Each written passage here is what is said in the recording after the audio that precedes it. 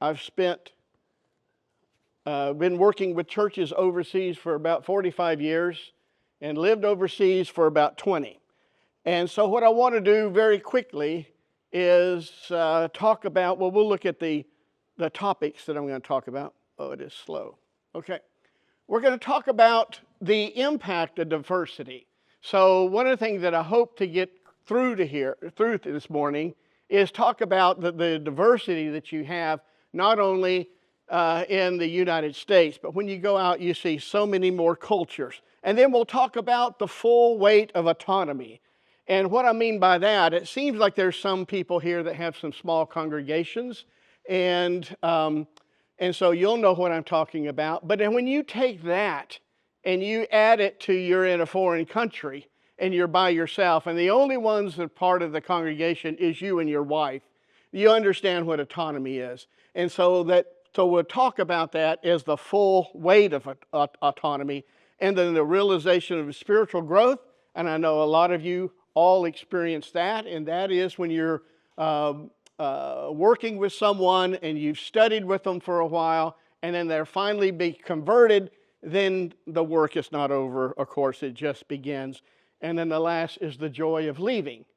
And that's not that you're happy about leaving, but it's the joy, as we'll see, that the Apostle Paul says, that now I can leave. And all of us get to that point. So I wanted to talk about 4 areas, and again, this is not, if Kenny's watching, I'm not trying to show everywhere I've been all my life, but I think it would help. Sorry about that, Kenny. You set this standard way up. But the point of all this is looking at different cultures. And the 4 cultures that I want to go, besides the U.S., they're so different, but there's some things that we can learn on this. So we moved to Germany in 1989. The wall in 88, the wall in Berlin had just come. It'll actually torn down the next year in 1989. So we're 88 and then 89. Rudolf Hess had just died in prison just a few months before when we got there. That shows what the world was like at the time. And so we were over in Europe at the time. A lot of changes were doing. I had a secular job. We established some multicultural churches over there. And when I say that, when we established churches, we went over there to say we're going to work with the Germans. Most congregations over there that if you look up and find if there are conservative churches, and we have defined them, most of them are not German. Most of them are either Americans, have been planted over there, and they're working with the Department of Defense, the Department of State, or they're Africans. And so a lot of those congregations are made up of those. So we see congregations. We established 3 of them while we were in Germany. But what I wanted to do with all this is each of these locations, we need to look at the culture. So the Germans, and this is going to come really true when we start meshing these all together. The Germans are rule followers. I can't describe it any more than that. They're just rule followers. And it was really funny to hear the Americans to say, we want a health system like the Germans, or we want this like the Germans. The reason it works in Germany is because they follow the rules.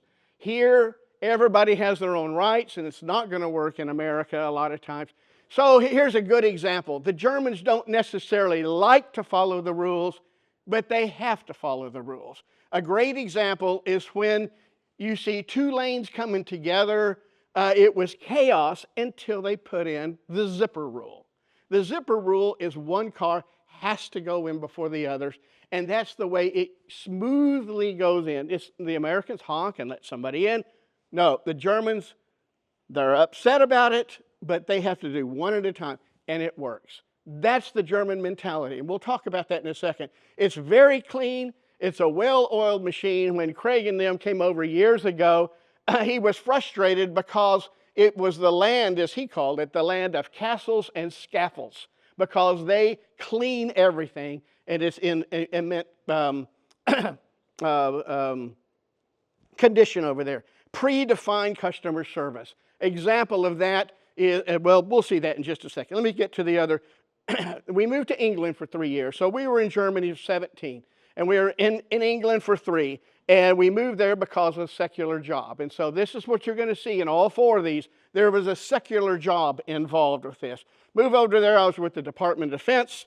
And, and then so we joined a multicultural congregation. So a lot of you have either worshipped at Old Street, now it's King's Cross. Some of you have been in London, you've worshiped there. And what that was, it's a congregation that's made up at least, when we were there, 12 different cultures. So we're going to talk about that and see what we all learn from that. Now the British, and again, if I know that it's weird the way we pull it all together. I had so many adjectives to throw in there, I couldn't do it very well. But they love protocol. They have so much reference. They're very complicated and wordy. When it's time, there's a parking place you're not supposed to park at, instead of just saying no parking, I'm sorry to tell you that this parking place is not there, and if you do this, unfortunately, we're going to have to call. I mean, that's on the sign. It's just a huge explanation. They're very wordy. They're very polite, but they make fun of themselves. The funniest comedies on there are the British comedies because they make fun of themselves. And then India. India, I've been going there since the mid-90s. Brother Harold moved there because of a secular job. Are you starting to see this here? A secular job. And so I've gone, I think it's the 22nd time that I've gone. We go every year. We take a team of people. And we work with about 400 to 600 Indian preachers when we go. And the Indians, trying to describe them, they have perfected chaos. And they have English bureaucracy. So unfortunately for the Indians, the English got there and showed them how to put in so much bureaucracy. And one time while I was going there, and as Indian, I said, I've got to go see if I can get this through this bank over at the Indian. And so this Indian said, come into my office for a second. He came, and he just got all these different stamps. And he just started stamping. He goes, they love stamps. They're going to like this. So went in there, and sure, they didn't know what it was, but here you go. They were able to do it. The bureaucracy that the British had given is very apparent. All senses are on full alert. You get off that airplane, especially several years ago, the smells, the sounds, everything that you see, it's more than you can take, and you get used to it. The last one is a place called Seychelles. And we went there, the first time I went was in 1998. We met a young man. He was about 17 years old at the time. His name was Jimmy Petrus. And so we worked with him to get to attend Florida College. But I tell you where Seychelles is. If you don't know, I'll have a map in just a second. But before you could get online and see where it was, if you opened up this big map of the Indian Ocean, you couldn't find it because it was in that crack. It's so small.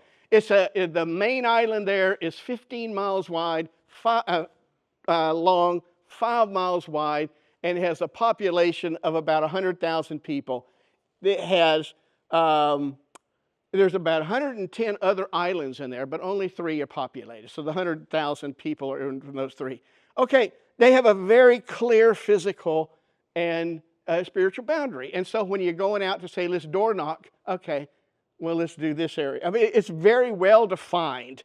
The youth, they have first through third generation Christians, and I understand we're all first generation Christians where we should be, but you can see it doesn't trace back very far. So that's very, very interesting. So they're humbling and energetic. I wanted to throw that out there to show you the different cultures, and then we're going to look at it through other means. Okay. So after we see those, we're going to, there'll be some more that talk about this different idea of diversity. But the question I asked was, how does your knowledge about the surrounding culture affect the way that you teach about salvation? So how would that affect the way you teach?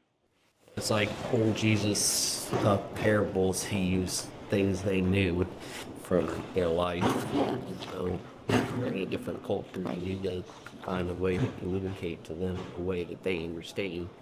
Not everybody gets 21st century America, just like I don't necessarily get 21st century somewhere else. Yeah. So Jesus taught. He understood that. The people understood it in that culture. And Russ, I remember Dad, one of you with India, he voiced a frustration to me. He said how hard it was not to use idioms or colloquials yeah, in his speaking, not just because they would understand it, but how much he's brought them into his own language and culture. yeah. So when you're preaching, so most of the time we're over there, you're doing through a translator, and it's almost easier to preach through a translator now because you have about another 10 seconds to think about your next thought. So you're waiting, and you can get on a roll with them. But it is interesting not to use. Let's see. I'll see if this works. I was preaching one time, and this is actually in Germany, and it was again the churches in Germany. Very few Americans, almost no Germans in the conservative churches, and so when we're over there and we're teaching, a lot of times it's being translated in an African language. The African language of Chi was the one of the most recent. And when I was translating, I was talking about this idea of choosing the right spouse, and choosing your mate. And so I put up on the board, and this is what I had used years ago in Washington, D.C. with Kyle and him about choosing the right person. And so actually the idea was, what do you look for in a wife? And I put up there, the first thing it said was, okay, she needs to be drop dead gorgeous. So I said, let's take that off the board. Drop dead gorgeous doesn't translate very well in any language, just to let you know. So, okay, so here's the question. How does your knowledge around the culture, so Austin said, it makes a difference. I mean, Jesus understood it. Well, here is what I want to do, is show you the different cultures, issues that you have. And some of these are pretty hilarious. And so this is rush hour. Actually, it doesn't have to be rush hour. This is India. And I will say that no scratches were made as you're going through this intersection. And so this is just a typical day. Now, this is Germany, okay? In Germany, no speed limits as they're going. What's funny about this is in 2011, the Indian government said, we want to drive like this. And so the Indian government commissioned the Germans, of all people, not the Germans, remember, they're not flexible. They're not flexible at all. And to have them come in and say, we want this to look like this. After 2 years of study, the report was given, and the Indians said, when we try to drive like you, we have wrecks. It's more chaos. Doesn't mean anything to the German. It just didn't make any sense. So what the Indians said is, we have to drive like Indians, and the Germans drive like the Indians. We could have told them that. Indians, if you've ever known any that come over here and drive, it seems like chaos at first. That's the way they drive. That's the way you have to drive when you're there. I'll go through this. The other thing that's in Germany, as I'm combine these two together, we lived there for several years, and it's against the law to honk your horn unless a dire emergency. We lived right by a graveyard, a Friedhof they called it, and you couldn't mow your yard with a gas mower. It had to be electric.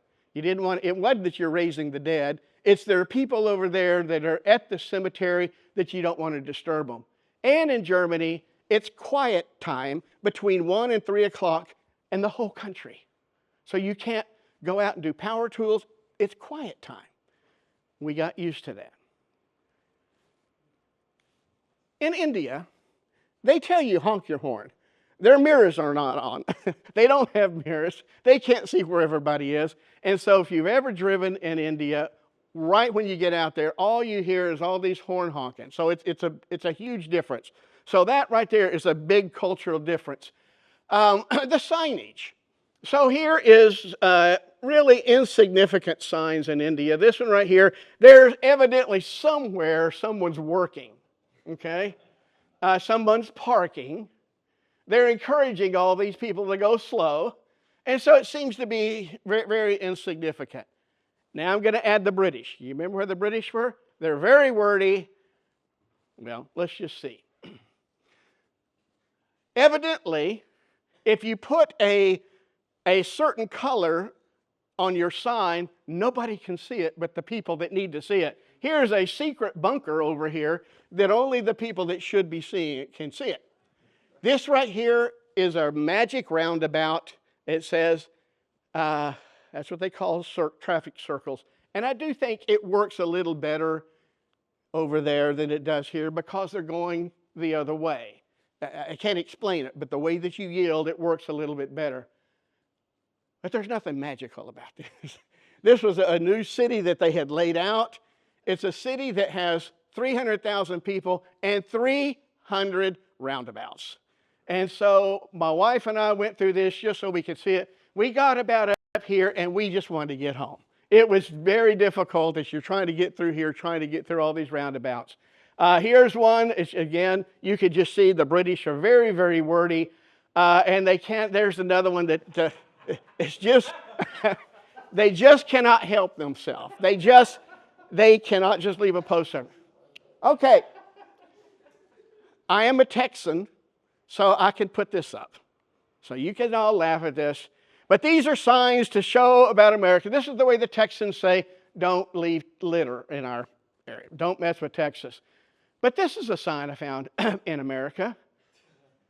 So the person that took this picture, if he was actually a law-abiding citizen, he'd probably still be there because there's nothing that he could do.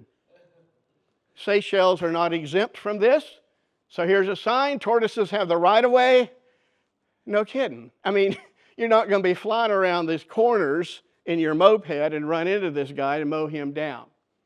But when you look at that, you tell a lot about the culture by the way that they communicate. Here's Germany. One sign, 5 stripes. End of any restrictions. You're going down the Autobahn and you're driving along and it says, don't pass during this time. And then all of a sudden you see this. That means every rule is off and you drive as fast as you want. So what this does is it shows different cultures.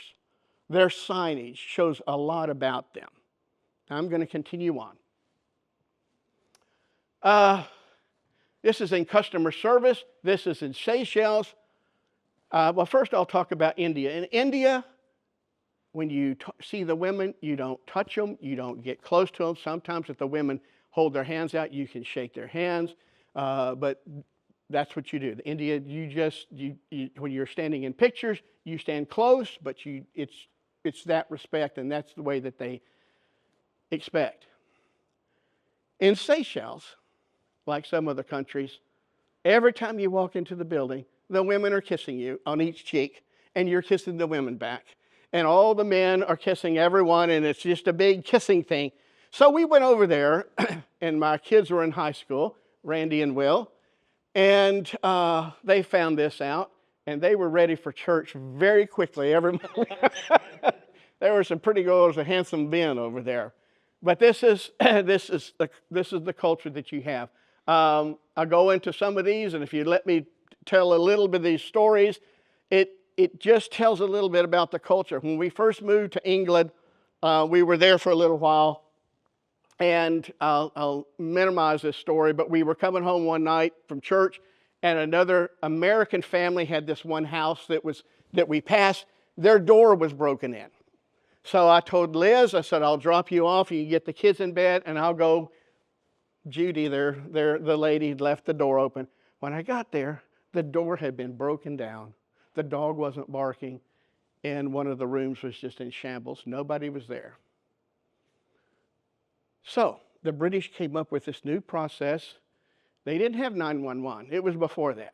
And they actually made fun of the U.S. 911 because they said anybody can hit those numbers by accident. So they had this jingle, and it was a series like 11 numbers.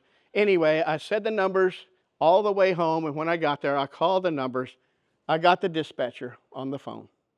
The British dispatcher, what's your address? I explained it. After a few minutes, he said, this is the wrong jingle. You got to call this other number. So anyway, I finally got the other number. I got the dispatcher. He said, right, we're the ones that you should report this to. So he said, what's wrong? And I said, well, our neighbors were burglarized. And before I can continue on, he goes, burglarized. Burglarized. Why do you Yanks take a perfectly good noun and turn it into a verb? So my wife was sitting there going, what did they say? I'm getting an English lesson. So, and we were used to it by this time. And so I said, okay, what do you say? Remember, dispatcher, house, nobody knows somebody is in there dead. What should I say? Well, you could say that someone had unlawfully broken and entered. I said, okay. Before I could say, he goes, or, like a Monty Python skit, he gave me another example. He said, or you could say that they had come in and, I can't remember what it was, but he told me another option, so I just told him, and he came. That's the British. The Germans are the same way. And again, I'm telling you these stories because understanding these different cultures are important.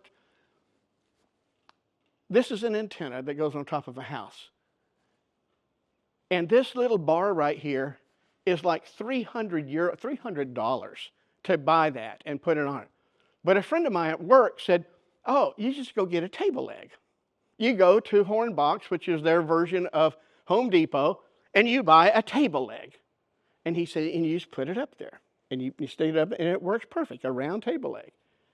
I forgot to tell Will, that was going with me, not to say anything to the German that was selling the thing. Because he told me, he said, if you ask a German at there, he's not going to sell it to you if it's not for a table leg. That's the German mentality. So we went in there, and so they had a square one, and they had a little bitty round one. I said, do you have kind of a bigger round one? How big is your table? He asked me.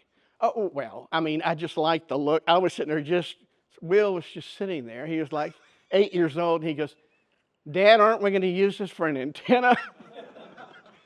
So I thought, this German salesman, surely he understands. He looked like he was about 20 years old. So I explained it. I said, yeah, you guys, it's only 20 euros. And he goes, you're going to use it for an antenna? I said, no. He goes, no. And he walked away. So anyway, a great story. We don't have time. You can't change potatoes when you're ordering all this food. If you get this schnitzel, it comes with this potato. If you get this, you get something. You can't change. That's the German mentality. Now, this is why I told all this. Because it all comes into the worship service, and they all worship differently.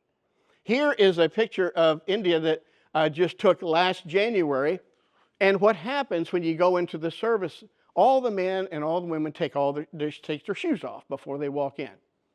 I don't do that, and they don't think it's bad, because if we get sick, if we get something, and we're only there for 3 weeks, then but that's the way they worship. Another thing that they do when they have song leaders, it's not a quartet like Craig talked about. The way they have song leaders up there, they get 2, 3, sometimes 5 men up there, and they're all leading the singing. Here is Tom Kinzel, and we're in a place called Madurai, and what you can see, all the men sit on one side and all the women on the other. What's difficult about that is when you're trying to find out who goes with whom. It's hard enough for me when they're sitting together. But anyway, so it's a situation like that. Here's a picture of, here's Boyd that's gone. He's working with these young people. The young people in most congregations are taught by men, even in the smaller ones. And then here's Seychelles. Everybody's just packed together. So, in the culture, to where you have all these different cultures, what is really encouraging is when you're worshiping with people with different cultures and different ideas. When they're singing the songs that you know with the same tune, and you're singing Blessed Assurance, and you're singing it in English, and they're singing in another language, some of you have experienced that. In London, though, we had like 12 different cultures. And the way that they all sang in English, but the way that they approached God was so different. The British, they'd stand when a king or queen come. The Africans were prostrate on the ground. And that's what, it wasn't always like that. Sometimes they would worship that way. But that's, even if they didn't do it, that was what's in their heart. And so when you see all that, and you hear all that, and you worship all the time, it's extremely, extremely encouraging to see just how big the church is. Now, what's not so encouraging is when you have that same group of 12 men and 12 different cultures sitting around a single table in a men's business meeting. And you're discussing whether you want to have and you need to continue the single cup for the serving of the Lord's Supper. That is not encouraging. And that happened, and I was asked to take notes. 3 months of my life I'll never get back. But the point is of this, is what culture do you think said, I can't do this anymore. I can't drink after him. I can't drink after her. Guess what culture? The Americans. We had already been there for 2 years. An American family came in. I just can't do this for 2 or 3 weeks. So we had 3 months worth of men's business meetings with all those cultures discussing this. And we ended up, we're still drinking out of a single cup. And so we're not trying to Americanize everyone. We're just trying to help encourage people and Christians. Okay, so I want to make, so how does your knowledge in the surrounding areas affect the culture? Dads are dads. Here's a picture of a dad taking a picture of his boys. Moms are moms.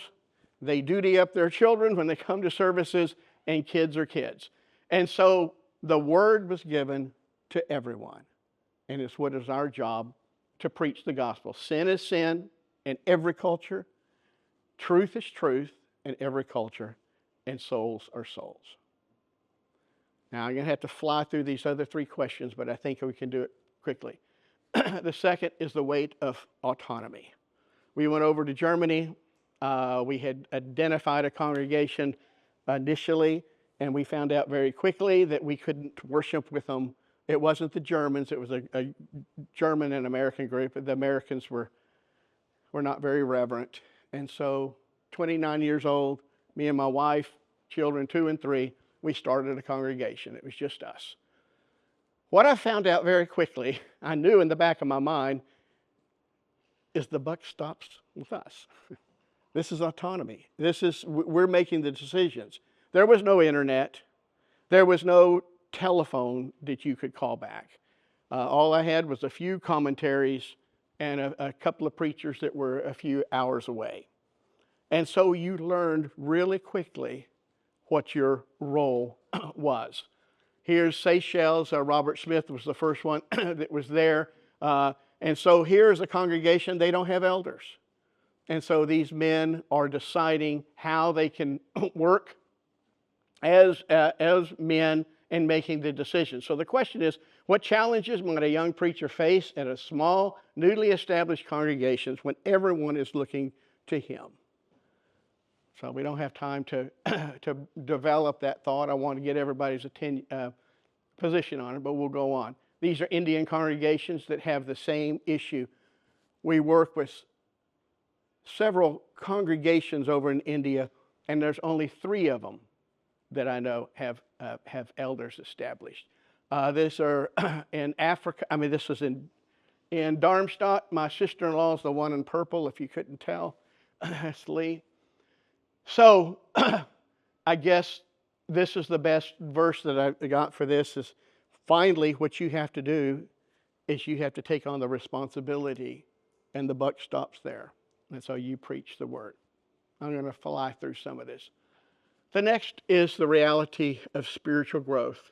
So share a story of some of the converts that you're dealing with that you didn't anticipate. And so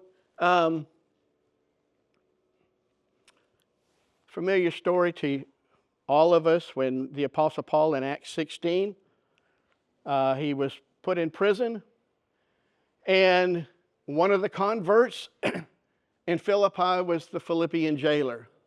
When the Apostle Paul writes this letter to him, if you put it in a Western mind, I visualize the Philippian jailer in his house sitting on the second row, and Paul reads these letters. You listen to this. The things that have happened to me, remember Paul's writing from prison, have actually turned out for the furtherance of the gospel, that it has become evident to the whole palace guard. And so, as a result of that, the Philippian jailer sitting there and saying, yep, that's right.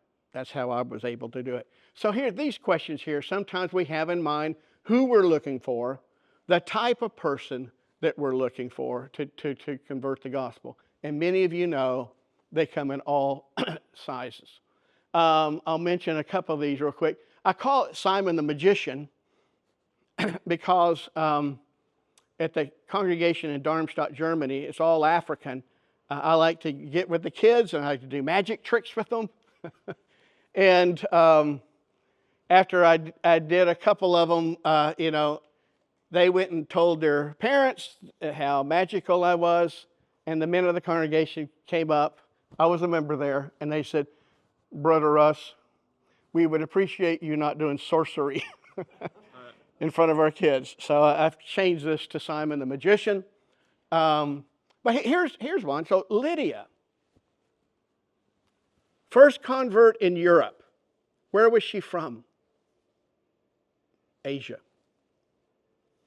You know, most of the converts that we run into, especially in Germany, they're not German. The Africans are there, and we get a lot of those.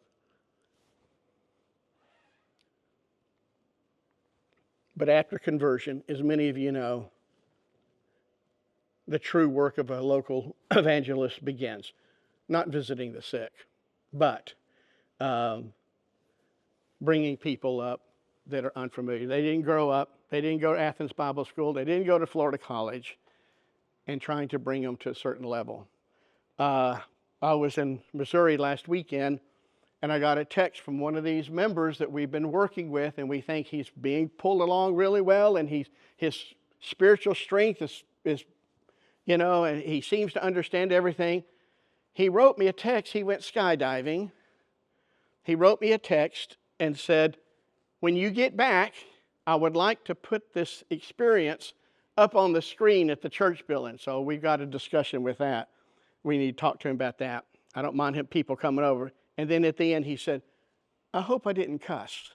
So when you have these people in the world that are being converted and they have come with all kinds of baggage, and you need to continue. It is a work that continues and continues. Okay, flying through this so we can finish. I think I can finish in 3 minutes. The joy of leaving. I will say, if you've worked with the congregation very long, you gain some great friends, you gain some great respect among the brethren there. You grow together. We've heard some stories of people in their younger years have things that have stayed with them for a long time. Last time at the lectures, we like to go to different congregations for that Wednesday evening service. I hadn't been to university in a long time. I'm glad I went to university. Kenny Moore was preaching. He talked about his friend Marty Pickup. But what was really encouraging about that pertains to this, is Kenny was bombarded. I'm sure, Kenny, that was a hard decision for you to leave university, to leave that spiritual family, and to go off into the unknown of Florence, Alabama. But what was very obvious is his relationship with those people were very dear. The conversation, I'm sure, went on and on about his the time that he had and the relationships he did there. We've been going to India for 20 years. We have seen people that are like this, and now they're deacons and elders and deacon seat. And we've known some people that are now preaching that weren't. We were not able to go one time because of COVID.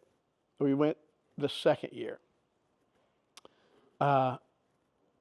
But that 1 year was a huge miss. You can imagine we walked in, and the brethren that you have built all these relationships are so excited about it. I got this idea of leaving joy from 1 Thessalonians 2, a passage that Kenny used yesterday morning. But if you continue to read, we see that, if you know the story, Paul was asked to leave very abruptly. I believe he was only there a month, maybe 6 weeks. And you look at the relationship that he's built. We've been taken away from you for a short time, but he said, therefore we wanted to come to you, even I, Paul, time and time again. Satan has hindered us. But what is our hope or our joy or our crown and rejoicing? Is it not even you in the presence of our Lord Jesus Christ? What the Apostle Paul, as you remember, received back as this great report of this congregation that he had to leave 6 weeks after he was there, that they were known not only in their area, but throughout the Grecian peninsula. So, list some concerns that you have as you're leaving, and how do you prepare for this. We don't have time to go into this. I'm sure you guys want to talk, but could make a lot of comments about this. But I've talked to some of you about the congregations. You're building these great relationships. You're going to leave sometime. And you can leave with the idea that they're in a better place, and I feel comfortable to leave. I've talked to many preachers that have said, I just had to leave, or I was forced to leave, or it wasn't a good situation, or I needed to move across town for another reason, or across country for the other reason. But we need to make sure that we think about them. A verse that we have here in Acts the 20th chapter, we just had those verses. I think Joe read these verses in length. The point that I wanted to stress here is that this is a congregation, as we know, in Ephesus, and he brought the shepherds there. This, even I said, even the not sparing the flock, even from those among those yourselves, men that will rise up, could even been talking about the elders. And if you look at the book of Ephesians and the emphasis that he's got about the requirements of an elder and dealing with older people, that may have been a problem that Timothy was dealing with. This is Jimmy Petrus up here, and Peter and Seychelles. And so here's another one that the Apostle Peter is saying as he's writing this letter. I want to do everything I can while I'm alive to make sure that you remember the things that you already know. A couple of examples that we see as you continue these, and the Apostle Paul is asked not to leave. Don't go to Jerusalem. But the point that I want to make here is, here he is leaving, and the joy that others had because of Paul being there. And that's what your work needs to be, is you're going to be at a certain place. You probably won't be there for a long time. You may be there, but you need to do what you can to bring them up so that it'll be joy of you leaving. So the helpful thoughts I was trying to get across very quickly this morning is the impact of diversity. It's good. Understand your audience, understand your cultures, include them. The weight of autonomy has to be great. Not as great on you now that you have internet and you can access a lot of people, but understand and take on the responsibility, the reality of spiritual growth, and then the joy of leaving. So I think I got it done with 2 minutes to spare.